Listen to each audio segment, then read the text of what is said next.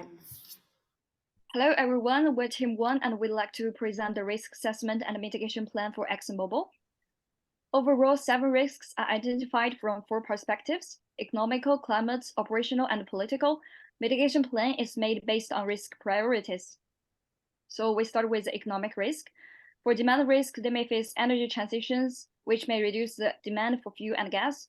Net zero emissions by 2015 involves a global energy system transformation. Fuel with high carbon emissions will be gradually replaced by clean energy. According to the forecast of the IEA, to achieve carbon neutrality by 2050, the consumption of fuel will decrease to 20% of the current level.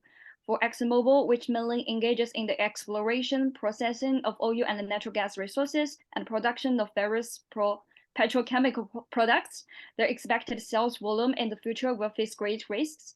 In recent years, falling costs have prompted the explosive development of renewable energy. Since 2010, the cost of solar photovoltaic electricity has fallen 85%, and the cost of wind electricity have been cut by about half. Both of these renewable sources are now cost competitive with fossil fuel electricity.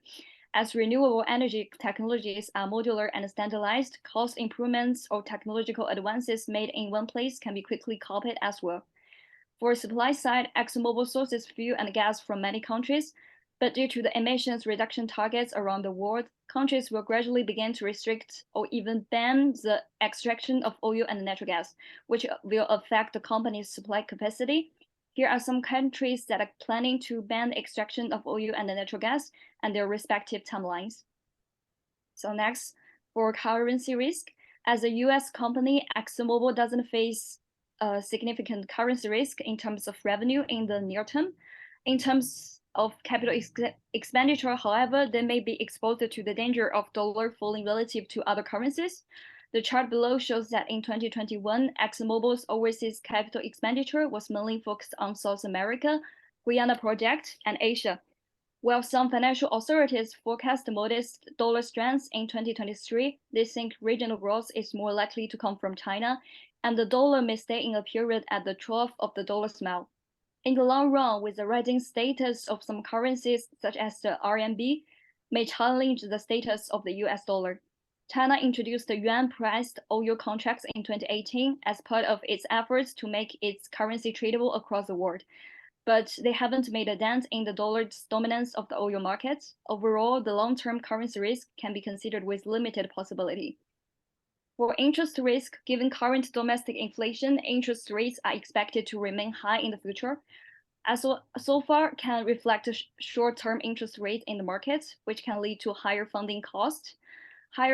High federal funds rate results in lower market expectations of the company's value, and an inverted yield curve tends to be associated with recession and reflects poor market expectations. But ExxonMobil is less exposed because they have a lot of cash flow and strong liquidity performance in 2022, so the interest rate risk is not severe. The climate risk. A paper by Riedel attempts to quantify the energy transition risk faced by Exxon by showing how ExxonMobil's overvaluation relative to an adequate climate policy response scenario has increased pre-pandemic from 50 to 70% of equity value at risk. In part, this reflects Exxon's deteriorating operating margins due to increased cost structures. Exxon needs an oil price of $55 POE or more just to cover its spending needs. Production costs could further escalate due to CCS requirements. While a strong immediate regulatory regime is unlikely, policy delays actually decrease share value due to continued wasted capital expenditure on stranded assets and steeper required growth rate declines to achieve net zero. Firm management has been highly resistant to transitioning away from fossil fuels, and its investments in high-cost projects only heightens its operating leverage, further increasing transition risk sensitivity. Speaking of greenhouse gas restrictions, the government intends to include the following policy measures: cap and trade regimes, carbon taxes, carbon-based import duties, or other trade tariffs, minimum renewable usage requirements, mandates to support transitioning to lower emission energy sources, etc. Such policies could negatively affect investment returns, make hydrocarbon-based products more expensive, lengthen project implementation times, and reduce demand for hydrocarbons, as well as shift demand towards relatively lower carbon alternatives. These regulations may also increase compliance costs, such as for monitoring or sequestering emissions. Due to its position towards climate change, Exxon faces strong reputational risks. By taking no action to curtail its environmental impact, Exxon acquired a brand image that goes against society's expectation. The first consequence jeopardizing the business is linked to human resources. In addition to the large part of energy workers wanting to quit the industry, 85% of university students considering a career in the industry want their employer to implement policies to address climate change. Hence, due to its position, Exxon is disregarded by the best and brightest, while this kills to ensure the company's long-term growth. This aspect has to be associated with Exxon's attrition rate, which is the highest among its competitors and which reveals the poor corporate culture. A negative image is also detrimental to business relations.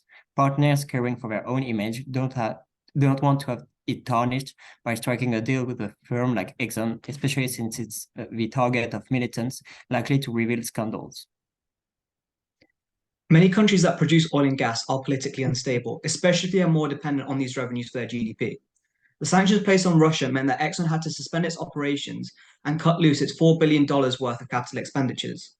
Currently, Exxon operates in 5 countries, and in the case of political instability, Exxon will have to cease operations in these countries too, and potentially face large unrecovered sunk costs and falling revenues. Governments also have their own political agendas too, to increase welfare. As we've seen more recently with the current cost of living crisis, windfall tax can be brought about without warning for companies making greater than normal profits, as you can see by the graph on the right, for the oil and gas industry. And this was the case with a $2 billion windfall tax from the EU on oil and gas companies. Here is our risk matrix, which shows how we should prioritize the risk. While interest rate, currency, supply, and political risks are still important, operational, demand, and climate risks are the most pressing, and we'll take you through some of their mitigation strategies now. About risk mitigation, first, economic risk. During the transition to clean energy, there is still a great demand for the petrochemical products within Exxon scope, such as the optimized fluid for the electric vehicle. Company can focus on develop such product. With the supply risk, they can timely check a relevant regulation, estimate risk, and adjust their source country. To deal with the currency risk, given the bullish focus for yuan, company can buy yuan currency future. If yuan appreciates, it can sell at a pre-agreed exchange rate. They can also buy yuan put option to hedge the risk of yuan depreciation. For the interest rate risk, they can use maturity gap analysis, static simulation, and other methods to predict and manage the impact of interest rate risk on corporate earnings. They can also reduce debt and maintain good liquidity to reduce risk exposure. To deal with the political risk, stabilization clause can be included in any contract. This could be economic equilibrium clause, where Exxon are reimbursed by the government for any cost incurred from the change in the production standard, or a freezing clause which stop new regulation affecting the economy. To achieve net zero scope 1 and scope 2 emission, they can further develop and deploy carbon capture and storage technology and broaden its production of blue hydrogen. To cover the most relevant scope 3 emission, Exxon should perform a broad overview of their value chain, since its competitor BP and Shell has already included. They can generate electricity or heat by renewable energy instead of fossil fuel. An example is Ørsted in Denmark, which switched to renewable energy in 2017. When the company is making investment decision by fair value analysis, they should be forward-looking and incorporate the energy transmission risk. To mitigate the operational risk, Exxon can design and strictly implement ESG plan as well as maintain high transparency and disclose to the public to improve the brand name. And that's all. Thank you for listening. And here are our references.